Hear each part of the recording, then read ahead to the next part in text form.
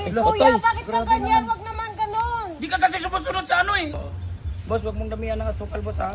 Kasi diabetic ka. Diabetic kayo? Ay, ano. Sa akin, kuya, ito yung malaki. May malaki sa inyo, tagbay 20 po ma'am. Opo. Yung sa akin din po kuya, yung text lang po lang po. Okay, easy lang po ha. Medyo mahina yung ano, Okay lang po. Ayun na Boss, yung- konti lang asukal. Dami bumibili. mahina yung kalaban.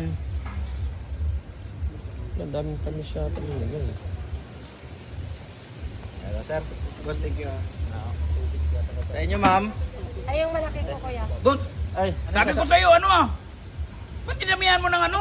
isang ano lang yan sir. Isang Sobrang tamis sandok. mo!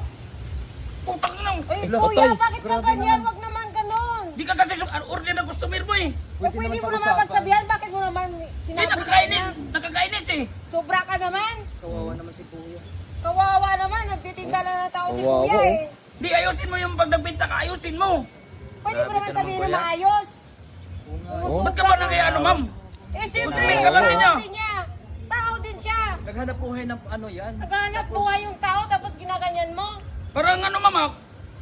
Ikaw pa tuloy yung galit sa akin ah. Hindi sa kanon, kuya, eh, kasi hindi naman tama ang ginagawa mo eh. Bakit sumusunod pa? Sabi ko nga, konti lang eh. O, dapat sinabi mo sa kanya na matabis, hindi yung isaboy mo kagad sa kanya. Tama ba yan? Eh, nakakainis, ma'am eh. Nakakainis. Alam mo palang mainis eh, pero ang ginawa mo, tama ba? Kawawa naman Grabe ka talaga. naman makaano sa tao. Naghanap buhay ng tao ng Oh? tama. Iayos yung Pwede mo ginagawa naman niyo, sir. sabihin ng maayos. Kawawa oh. Ma'am, huwag ka naman ganun sa akin dyan ha. Hindi Ganito kuya. ka ba? Hindi nga kuya. Residente ka ba dito? Residente ka? Hindi nga kuya, pero hindi naman tama yung ginawa Kawawa mo yung sa kanya. tataho oh.